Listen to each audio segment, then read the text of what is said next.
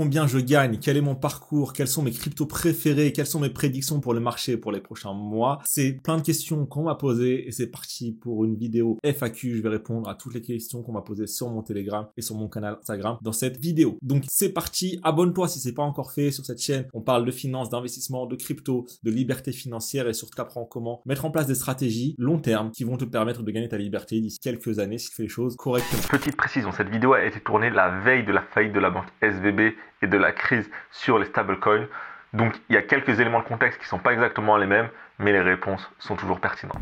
Donc c'est des questions qui sont à la fois posées sur Telegram, à la fois sur Instagram. Il y a des questions que j'ai parfois regroupées et justement il y a l'autre question qui sont revenues. Donc il y a Oscar, Théophile, Simon qui m'ont posé après les mêmes types de questions qui sont quelle étude tu as fait, comment ça s'est passé ton début dans le business et c'est quoi ton parcours. Donc mon parcours c'est simple, moi j'ai commencé comme beaucoup de gens, j'ai fait des études, plus au truc de fais des bonnes études, tu auras un bon travail. Je suis rentré en école d'ingénieur et à ce moment-là j'ai compris la mascarade, j'ai compris que la vie vers laquelle j'allais c'était pas du tout celle que je voulais et j'ai commencé à chercher de solutions. Donc j'ai fait un peu de marketing de réseau au début pendant mon école d'ingénieur et en ma dernière année d'école d'ingénieur, donc en 2011, j'ai découvert les business en ligne, j'ai lancé pas mal de sites. Entre 2011 et 2014, j'ai lancé une centaine de sites web. Certains m'ont rapporté 20 euros par mois, certains m'ont rapporté 500 euros par mois, certains ne m'ont rien rapporté. Et c'est comme ça que j'ai commencé un peu à gagner ma vie. Quand j'ai eu mon diplôme, ça faisait plus d'un an que j'essayais, que je regardais des vidéos. Donc faut se remettre au contexte, c'était en 2011, il y avait très peu d'infos et je gagnais 300 euros par mois. 300 euros par mois, c'est très peu, mais c'était suffisant pour me donner confiance, pour me dire que je peux y arriver, c'est possible. Donc je me suis mis à temps plein, je me suis mis au chômage parce que j'étais en apprentissage à l'époque et donc j'avais le droit d'être chômage après mon diplôme. Et je me suis dit, allez Amine, c'est parti, t'as 15 mois de chômage, faut tout défoncer parce que sinon, tu redeviendras salarié et si t'arrives pas à gagner ta vie dans les prochains mois, ce qui s'est passé, c'est que 6 mois après, je passais les 1500, 2000 euros par mois. Puis après, c'est parti. Pendant des années, j'ai fait à peu près ces sommes-là, entre 2000 et 3000 euros en tant qu'honneur. Et ça s'est accéléré à peu près en 2018 quand finalement j'ai changé de business, j'ai changé de modèle de business, j'ai changé de stratégie. 2017-2018, ça s'est accéléré. J'ai passé les 100 000, les 200 000, les 400 000 euros par an. Et depuis quelques années, je m'intéresse seulement à la crypto d'investissement. C'est ce que je partage aujourd'hui, ces réseaux. Alors c'est pas ma seule activité. Aujourd'hui, j'ai encore d'autres activités liées à ces activités historiques qui sont dans la vente de contenu numérique, dans les business en ligne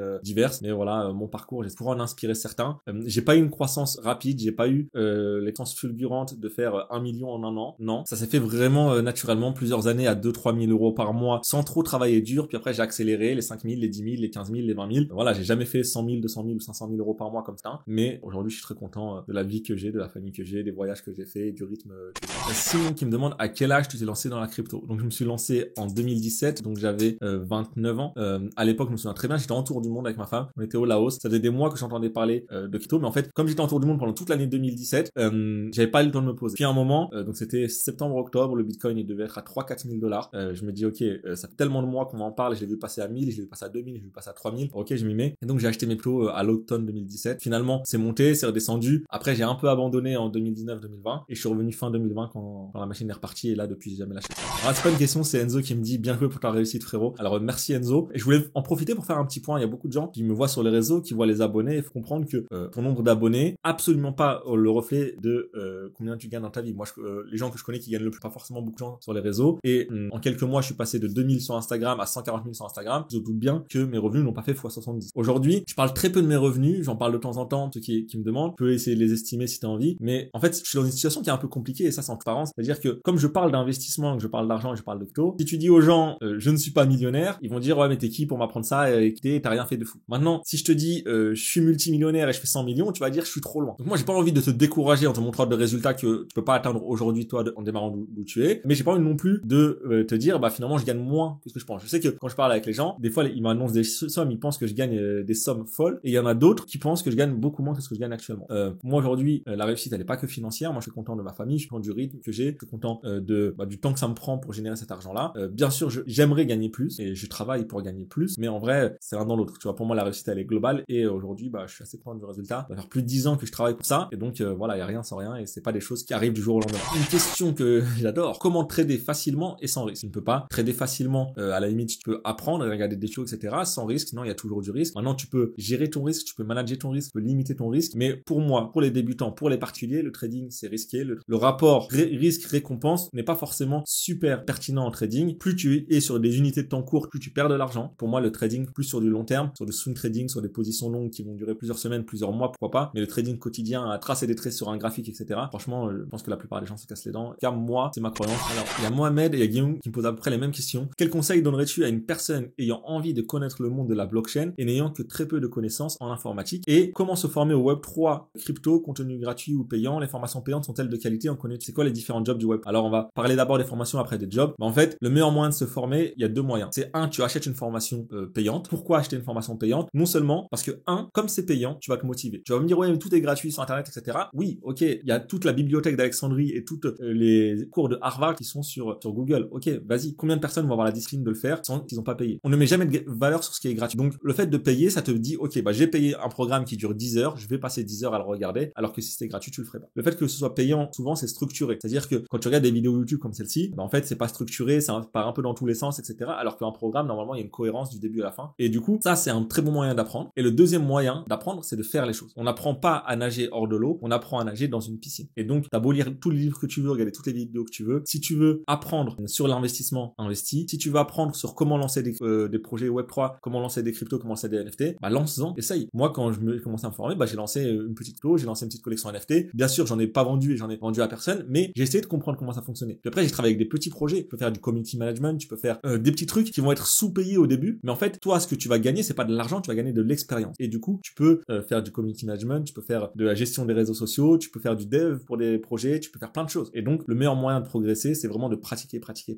Et plus tu vas pratiquer, plus tu vas apprendre parce que c'est un monde qui change très très vite. Toi, comme type de métier que tu peux faire, il y a plein de choses. Il y a toute la partie technique, tout ce qui est développeur, donc développeur Solidity, développeur React, développeur, enfin, il y a la partie smart contract, il y a la partie compte, donc la partie site web qui va interagir avec les smart contracts. Il y a toute la partie design, il y a la partie vidéo, souvent les projets ont besoin de vidéo, il y a la partie graphique, il y a la partie community management, il y a la partie marketing, il y a la stratégie, il y a la partie gestion des partenariats, il y a la partie financière, il y a la partie économique, tokenomique, c'est les mathématiques. Bref, il y a plein de métiers dans le Web3. À toi de choisir celui qui te plaît et celui qui te parle et celui vers lequel tu as envie d'aller. Quelle a été la meilleure réussite dans la crypto ainsi que ta technique qui t'a permis cela? Alors, ça dépend ce que tu appelles réussite. Si tu parles en somme encaissée, en argent encaissé, c'est je sais pas exactement c'est laquelle. Maintenant, si tu parles en multiple, j'ai déjà fait quasiment un fois 1000, tu vois. Un fois 1000 pas encaissé, mais en encaissé, j'ai déjà fait une fois un fois 100 et une fois un fois 200 ou fois 300. Mais tu vois, par exemple, le fois 200, c'était sur une petite somme, tu vois, c'était sur $25. Que un truc, machin, une nouvelle blockchain, c'était à l'époque de la mode des shitcoins sur Avax. Je suis allé et j'ai mis $25, j'y croyais pas, je suis allé dormir, c'est monté à 15 000 ou à 20 000 $. Mais comme je dormais, j'ai pas vu. Dès que je me suis réveillé,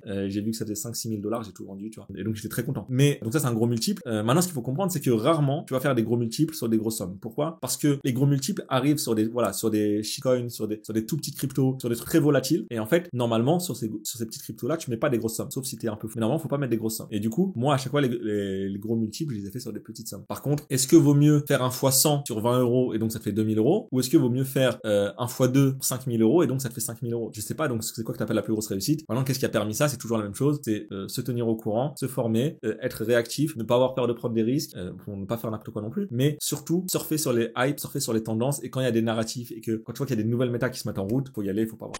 Là, il y a une question très intéressante. D'ailleurs, c'est deux questions, on va prendre les deux questions en même temps. Comment faire en sorte de faire apprécier aux normies les NFT? Comment faire en sorte de les convaincre que c'est l'avenir? Et de toutes ces boîtes corporate qui étaient présentes à NFT Paris, donc un événement crypto qui a eu lieu il y a pas longtemps, penses-tu que leur taf va faire augmenter l'adoption massive des NFT? Alors, il y a deux questions dans la question. La première réponse à la deuxième question, c'est oui, bien sûr, l'adoption massive va venir quand des grands groupes incorporent les NFT, comme Spotify là qui va incorporer les NFT, va donner accès à des playlists ou à des chansons selon les NFT que tu as dans ton wallet, quand Netflix va incorporer les NFT, quand FIFA, quand EA Sport, quand Fortnite ou quand des grandes licences comme ça ou quand Disney vont incorporer les NFT, bien sûr que ça va pousser à l'adoption massive. Maintenant, comment convaincre les gens que c'est l'avenir? Je viens de te dire, est-ce que c'est ton métier? Est-ce que c'est ton rôle? Est-ce que c'est ton but? Est-ce que c'est ton objectif? Moi, j'ai arrêté de convaincre les gens et j'ai arrêté d'essayer de convaincre les gens. Je l'ai appris très tôt. Surtout quand tu commences l'investissement et que tu découvres cet univers de la liberté financière, tu te dis, comment c'est possible de rester dans la matrix, d'être salarié, machin, nanani, 40 ans, 40 heures de travail? C'est un enfer. Et donc, toi, t'as l'impression d'avoir vu la lumière et d'avoir vu quelque chose de nouveau et t'as envie d'en parler à tout le monde. Et moi, j'ai fait l'erreur de vouloir convaincre des potes de lancer des business en ligne, de vouloir convaincre des potes de démissionner, etc. Finalement, non. Maintenant, j'arrête, tu vois. J'en parle plus. Les quelques potes que j'ai qui sont salariés, bah, on parle d'autre chose, tu vois. Mais essayer de convaincre des gens de ta vision du monde, c'est vraiment comme essayer de les faire changer de religion ou les faire changer d'avis politique. Non, chacun a son identité. Il y a des gens qui sont salariés qui sont très heureux. Il y a des gens qui sont salariés qui sont malheureux mais qui n'ont pas envie de changer. Et donc, s'ils n'ont pas envie de changer, c'est pas ton problème, tu vois. Toi, franchement, j'ai arrêté d'essayer de convaincre les gens. Je trace ma route. Si tu viens et que tu me poses des questions, etc., je suis très content de t'aider. Mais à aucun moment, c'est à moi de te convaincre de reprendre ta vie en main. Chacun est grand et Et tu vois, je suis pas là en train d'essayer de convaincre les gens. Moi, quand je suis convaincu de quelque chose, je trace ma route, tu vois. Par exemple, quand je lançais mes sites web et que j'étais en école d'ingénieur et que je travaillais le soir sur mes sites web, etc., que j'ai des potes qui allaient en soirée, moi je travaillais sur mes sites, quand eux ils ont fait des stages dans des grands groupes et moi je suis allé chez un petit infopreneur en Thaïlande, on était dans un appartement et j'avais rien de prestigieux sur mon CV et que quand j'ai eu mon diplôme et que je gagnais 300 balles et que je me suis mis à temps plein, il y en a plein qui se moquaient ou qui me regardaient ou qui parlaient sur moi. Moi, j'ai pas essayé de les convaincre. Ces mêmes personnes-là, aujourd'hui, le vrai shift, ça a été au moment de mon tour du monde. Mon tour du monde, c'était 5 ans après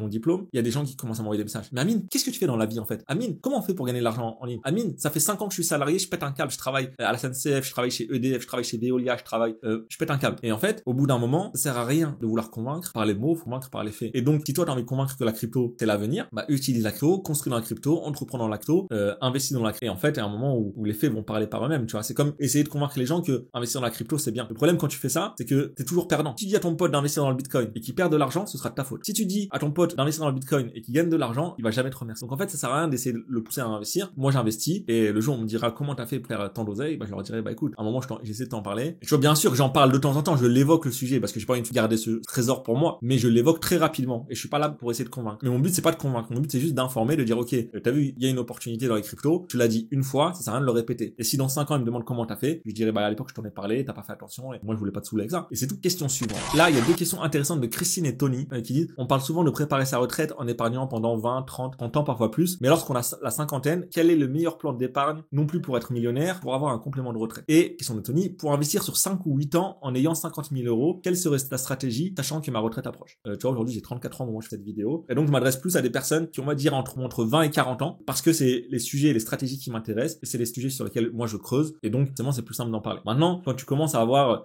50 ans, 60 ans, tu as envie d'investir, moi, je pense qu'il est pas trop tard, mais je pense que c'est des stratégies différentes. Pourquoi? Parce que il y a 2 choses. Et ces 2 choses sont liées au temps que tu as. C'est-à-dire que quand tu es jeune, tu as 2 avantages. Le premier avantage, c'est que tu peux te permettre d'avoir une stratégie lente parce que le temps va être avec toi et tu vas profiter de l'effet cumulé. Et donc, même si tu investis que 100 ou 200 euros par mois, 40 ans, ça peut représenter un paquet énorme. Et le deuxième chose, c'est que tu peux te permettre de faire des conneries. Parce que, imaginons que tu as 25 ans, tu as économisé 15 000 balles en travaillant dur, etc. Et tu perds 100% de ton capital. Ça pique, ça fait mal, tu as envie de pleurer, tu as envie de te jeter. Mais tu dis, bon, c'est pas grave, j'ai 25 piges, ça se trouve, je suis encore célibataire, j'ai pas d'enfant, etc. C'est pas grave, je vais me refaire. Par contre, imagine que tu as 65 ans, tu as économisé 200 000 euros dans toute ta vie et tu fais une connerie et tu les perds. Là, vraiment ça pique. Et donc, c'est pas le même degré de risque. Et donc, quand tu es dans une phase plus avancée, moi, je pense qu'il faut aller sur les trucs plus safe. Si t'as pas beaucoup d'épargne, si t'as très peu investi, bah, c'est compliqué que finalement, quelque chose de plus safe va te donner moins de rendement, mais au moins, tu prends moins de risque. Et moi, j'ai envie de dire, en fait, une des solutions, c'est de profiter de l'âge qui nous reste, du temps qui nous reste avant la retraite ou avant le moment où on pense qu'on pourra plus travailler pour essayer d'augmenter nos revenus, tu vois. Imaginons qu'aujourd'hui, tu gagnes 3 000 euros par mois, 50 ans, je pense que ça déconnant, tu gagnes 3 000 euros par mois. Si t'arrives à gagner 4 000 ou 5 000 en changeant de travail, en lançant un business, en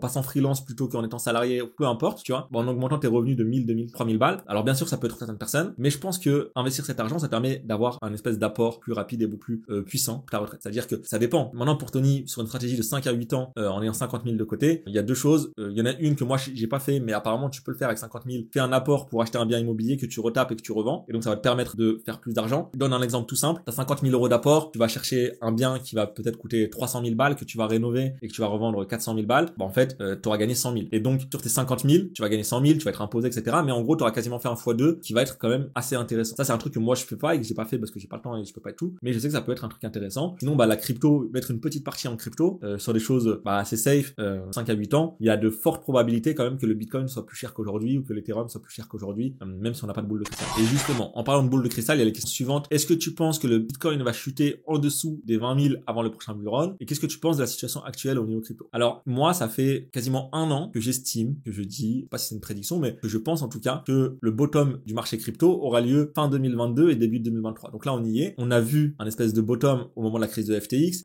Donc il est descendu autour de 16-17 000. J'ai une partie de moi qui valide du coup ma croyance depuis 1 an et qui dit, bah voilà, Amine, t'avais raison. Et je pense qu'on a vu le bottom. Maintenant, il y a une partie de moi aussi qui dit, c'est la merde. C'est la merde. L'inflation, c'est la merde. L'économie, c'est la merde. L'emploi, c'est la merde. Les taux d'intérêt, c'est la merde. Et je me dis, ça peut pas repartir comme si de rien n'était. Et donc, franchement, je sais pas. Moi, j'ai une partie de moi qui me dit, on a vu le bottom. Mais il y a une partie où qui me dit, c'est pas impossible qu'il y ait, voilà, une bonne crise en bourse, il y a la machine qui pète. Et là, ça peut faire très très mal. Maintenant, j'ai pas de prédiction. C'est pour ça que moi, j'essaye pas de timer le marché. Je suis assez convaincu que le Bitcoin aujourd'hui, entre 15 et 25 000, c'est un bon prix d'achat. Je suis convaincu que dans 2-3 ans, il sera beaucoup plus haut. Maintenant, est-ce que le plus bas, ce sera 16 000? Est-ce que le plus bas, ce sera 10 000? Franchement, c'est très très très dur à prévoir et on peut pas savoir. C'est pour ça que j'ai investi par palier. Là, moi, j'ai réinvesti un peu entre 17 et 21 000 sur le Bitcoin. Maintenant, si demain il redescend à 15 ou à 14, bah je ressors la carte bleue et on envoie, tu vois. Mais maintenant, s'il remonte, tant mieux, je suis dans le train. S'il descend, bah tant mieux, on recharge. Voilà, moi je fais pas du trading, je sais pas de timer le marché, je suis pas très bon à ça. Je suis plus là pour le long terme. Maintenant, il y a aussi une autre question, c'est tout ce qui est au niveau des régulations. Là, ça fait quelques semaines, les États-Unis, ils frappent très fort sur certains projets, ils durcissent les lois, etc. Je crois pas que ils vont pouvoir interdire les cryptos de manière globale. Souvent, c'est justement dans les moments où tout le monde panique ou dans les moments où ils mettent des coups de pression, où c'est le moment d'acheter, parce que les gens vont te dire c'est là où ils mettent des coups de pression pour que les particuliers paniquent et que les institutionnels puissent acheter moins cher. Je sais pas si c'est vrai ou pas, mais en général, les mauvaises nouvelles arrivent là où il faut acheter et les très très bonnes nouvelles arrivent là où il faut vendre. Et du coup, bah là, on enchaîne pas mal les mauvaises nouvelles depuis des mois, donc moi je pense que... D'ailleurs, j'en profite pour te dire que si tu as des questions, tu peux les poser directement dans les commentaires. Je ferai une vidéo FAQ dans les prochaines semaines. Pense à t'abonner si c'est pas encore fait. Et maintenant, on passe à la prochaine question. En deux questions qui sont assez proches. C'est quoi la meilleure crypto et sur quelle crypto serait-il judicieux d'investir en 2023 à part le Bitcoin et Ether? Alors la meilleure crypto, ça dépend quoi. Est-ce que c'est faire un casino et essayer de faire un x2 rapide ou est-ce que c'est quelque chose que tu as envie de garder pendant 20 ans? Déjà, c'est la question que tu veux te poser. Moi, sur les cryptos, je suis pas trop un mec exotique, tu vois. Je suis plus sur les trucs assez safe. Là, pour le prochain cycle, j'ai cumulé un peu de Matic, Polygon, Atom Cosmos et Near Protocol. C'est des choses que j'essaye d'accumuler. J'en ai pas énorme, mais j'essaie d'accumuler petit à petit quand il y a des petites baisses parce que c'est des choses sur lesquelles je suis assez confiant. Mais après, il y en a plein, tu vois. On pourrait parler, voilà, il y en a qui vont te dire Polkadot, il y en a qui vont te dire Cardano. Mais en fait, le problème de toutes ces cryptos-là, c'est qu'elles ont performé au cycle d'avant. Et je sais pas, je me dis, pourquoi celles qui performent bien le cycle d'avant, c'est pas celles qui vont performer le cycle d'après. Donc peut-être qu'il y a des prochaines pépites, tu vois, les futurs Shiba, les futurs Solana, les futurs Avax très très bien performés au cycle d'avant. Bah peut-être qu'aujourd'hui ils sont un peu sous les radars et donc on sait pas trop encore. Donc moi j'accumule sur les trucs qui sont assez solides et après j'essaye de flairer des bonnes pépites, mais pas toujours évident et j'en parle d'ailleurs dans mon canal Telegram de manière assez régulière. Je profite de ce petit passage pour faire un investissement. À aucun moment j'envoie des messages privés, à aucun moment tu reçois des DM sur Instagram ou sur Telegram de ma part, poser d'investir ou de transférer ton argent sur wallet, je sais pas quoi. Faut vraiment faire attention quand tu es dans la crypto parce que parfois il y a des petits malins qui viennent et qui veulent t'escroquer, qui veulent ton argent. Qu'est-ce que tu penses par rapport au stablecoin vu la polémique qu'il y a dessus? Alors c'est vrai que en ce moment il y a plusieurs polémiques. Il y a eu la polémique autour du BUSD, Paxos qui ne pouvait plus émettre de BUSD. Il y a eu la polémique autour de Tether où on dit que l'USDT ils ont voilà utilisé des faux documents pour créer leur compte, etc. On dirait vraiment que les Américains ils sont en train de mettre un gros coup de pression, qu'il y a que l'USDC qui est un peu un produit maison qui survive. Moi je fais pas trop attention à ça. Comme d'hab, j'essaye de répartir, pas tout dans une seule monnaie dans un seul endroit. Tu répartis les wallets, tu répartis en stablecoin, c'est un tiers sur chaque. Ça m'étonnerait que les trois ils s'effondrent en même temps. Et d'ailleurs ça m'étonnerait qu'un de ces trois là s'effondre. Mais bon, on sait jamais. À quand ton séminaire? Alors j'ai pas prévu de faire de séminaire. Moi j'adore faire des événements physiques. J'en ai fait beaucoup dans mon ancien business. Là c'est pas prévu d'en faire parce que j'ai pas de business model, j'ai rien à vendre là. Peut-être que je ferai une rencontre avec des abonnés ou un petit événement sur Paris cet été et tout, mais c'est pas encore prévu. Bah peut-être. Penses-tu que tu pourrais faire une vidéo avec Oussama Ammar et Yomi Denzel en parlant d'e-commerce? Pourquoi pas? Maintenant moi le e-commerce c'est pas du tout ma spécialité, donc moi j'ai vendu uniquement des produits digitaux et des produits numériques. J'ai fait un peu de e-commerce avec des potes, mais c'était vraiment plus en tant que conseiller plutôt qu'en tant que vraiment entrepreneur avec mon propre business. Maintenant Oussama et Yomi, je sais que c'est pas évident de faire des interviews à distance. Moi j'aime pas trop faire des interviews à distance. Faudrait aller à Dubaï pour faire une vidéo avec eux, et pour le moment c'est pas prévu. Voilà, j'ai déjà rencontré les deux indépendamment dans des événements différents. On a discuté très rapidement. C'est pas des personnes que je connais directement, mais je connais des personnes qui les connaissent très bien, donc c'est assez simple pour moi d'avoir une interview avec eux. Mais le plus dur, ce serait voilà de prendre du temps d'aller à Dubaï et bloquer un moment pour les avoir en interview. Et je pense que ils ont vraiment du contenu intéressant. Il y a beaucoup de gens qui les critiquent justement, c'est pour ça que j'ai pris ces questions-là. Il y a beaucoup de gens qui les critiquent.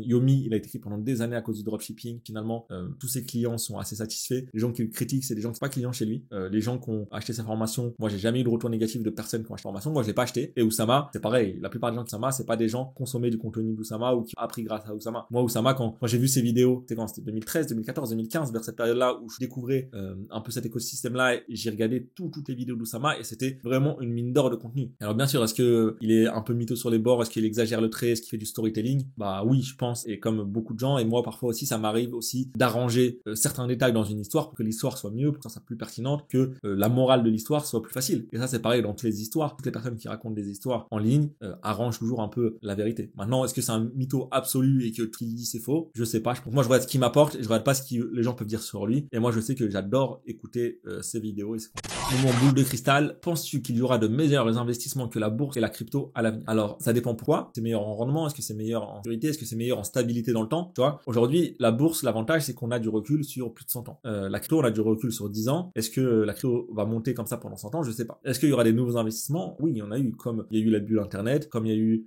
aujourd'hui l'opportunité des cryptos, peut-être qu'il y aura d'autres opportunités opportunités dans d'autres secteurs. La question c'est est-ce qu'on sera prêt nous pour les saisir et avec combien d'argent tu vas arriver. Puis imaginons que je te dis il y a une opportunité plus grosse que les cryptos qui va arriver dans 15 ans. En fait, à ce moment-là, il te faut deux choses. Il faut l'argent, parce que t'as beau avoir un truc qui fait x 1000, 10 euros, ça sert à rien. Et deuxième chose, il faut avoir les compétences. Et les compétences viennent en pratique. Et donc, peu importe la prochaine opportunité, moi je me sers de l'opportunité actuelle qui sont la bourse et les cryptos pour pratiquer et pour m'améliorer. Et si demain il y a une opportunité qui me permet de faire plus fort, encore mieux, j'aurai plus de capital, plus de compétences, plus de maîtrise de mes émotions, donc je serai mieux préparé. Et donc, j'en profite aussi pour remercier les guerriers qui sont là après 20 minutes de vidéo. Pense à t'abonner, à partager cette vidéo, c'est du contenu, à partager la chaîne. Et on continue avec les prochaines questions. Quelle est ta vision du Web3 et de son avenir? Aujourd'hui, il y a de plus en plus de sociétés qui rentrent dans le Web3. On a vu des boîtes comme Spotify, comme Disney, comme Nike, comme Adidas, plein de grosses boîtes qui rentrent dans le Web3. C'est quelque chose qui va vraiment s'implanter au quotidien. Ça va prendre du temps, tout comme Internet, ça a pris du temps.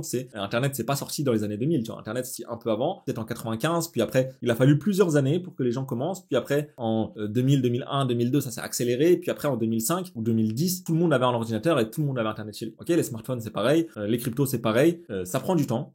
Mais je pense que d'ici, 3, 4, 5 ans, peut-être 10 ans, ce sera vraiment une adoption massive. Et 10 ans, ça passe vite. Est-ce que tu penses qu'un jour, la bourse va exploser et ne plus s'arrêter comme en 1900? Alors, désolé, j'ai pas creusé cette question avant. J'aurais dû, je sais pas ce qui s'est passé en 1900. Est-ce que c'était une explosion à la hausse, une explosion à la baisse? Dans tous les cas, moi, je pense que l'économie mondiale continue de monter, même si on est sous ventoline, perfusion, et même si le système, il est bancal, je pense que ça peut continuer à monter, que ça va continuer à monter. Maintenant, est-ce que il y aura des grosses baisses? Est-ce qu'il y aura des grosses crises? C'est normal. Ça monte, ça baisse, ça monte, ça baisse, ça monte, ça baisse, c'est tout le temps ça. Maintenant, est-ce qu'on va connaître une crise en mode crise de 29, c'est la guerre, l'apocalypse, moins 80% et c'est fini? Je sais pas. En vrai, crise de 29, faudrait regarder les courbes, mais oui, ça a baissé très très fort, oui, c'était dramatique, mais c'est remonté après. Donc moi, je pense que voilà, l'économie est ce qu'elle est. Tant qu'on change pas radicalement de système et qu'on passe pas sur un système communiste ou autre, l'économie de marché continuera de faire que ça va. Est-ce que tu investis dans des sociétés d'investissement de type Forex or? Quelle société nous recommandes-tu pour avoir un rendement chaque mois et réinvestir les intérêts composés? Alors, il y a deux questions, je vais essayer de répondre aux deux questions. Le Forex, je touche pas. Après, s'il entend société d'investissement par les trucs qui proposent 1, 2, 3% par mois,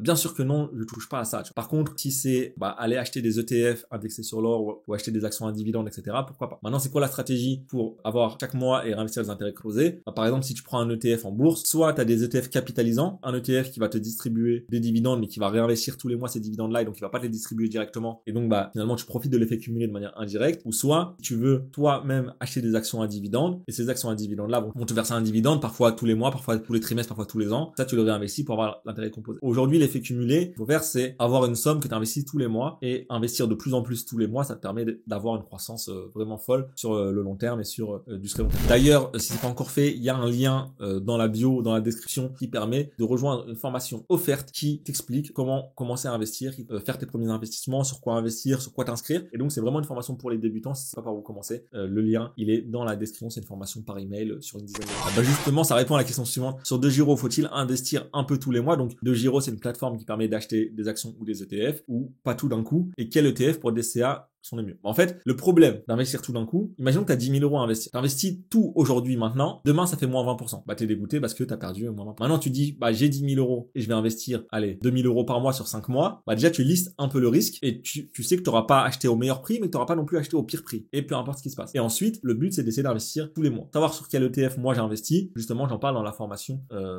offerte par email. Une personne qui me demande, peut-on gagner de l'argent à 14 ans? Alors oui et non. C'est vrai qu'à 14 ans c'est compliqué de lancer une entreprise, d'avoir une grosse activité, mais à 14 ans tu commences à développer ton mindset, à développer compétences entrepreneuriales et tes compétences financières, soit déjà faisant des petits boulots, en allant, tondre la pelouse chez ta mamie. Alors tu vas me dire, ouais, il faut pas faire payer ta mamie. En allant tondre la pelouse chez le voisin, en revendant des trucs, en revendant des jeux que t'as pas, en faisant de l'achat-revente, tu vois. Moi, quand j'étais plus jeune, j'achetais des trucs, je revendais, je faisais ça quand j'étais au collège ou au lycée, tu vois. C'est des petits trucs, tu vois, tu vas acheter, des jeux que tu vas revendre, tu vas les acheter 5 euros, tu vas les revendre 8 euros. C'est pas énorme, mais en fait, ça te permet de développer un muscle, et si tu commences déjà à t'y intéresser, à te former et à formater ton cerveau pour ça dès tes 14 ans, alors à 18 ans, peut-être que tu vas t'orienter vers des études qui justement allaient dans ce sens-là, dans le sens de l'entrepreneuriat ou du business. Peut-être que quand tu vas commencer à travailler, justement, tu auras déjà ces compétences-là et du coup, tu auras pris de l'avance. Donc aujourd'hui, commencer à 14 ans, c'est très bien. Ça permet de prendre de l'avance et j'aurais adoré me soucier de ces questions-là et regarder ce genre de vidéos à 14 ans. Maintenant, c'est vrai que c'est pas évident et que tu seras pas millionnaire. Mais il faut se dire que t'es très très jeune, même si ça prend 10 ans, même si ça prend 15 ans, dans 15 ans, t'auras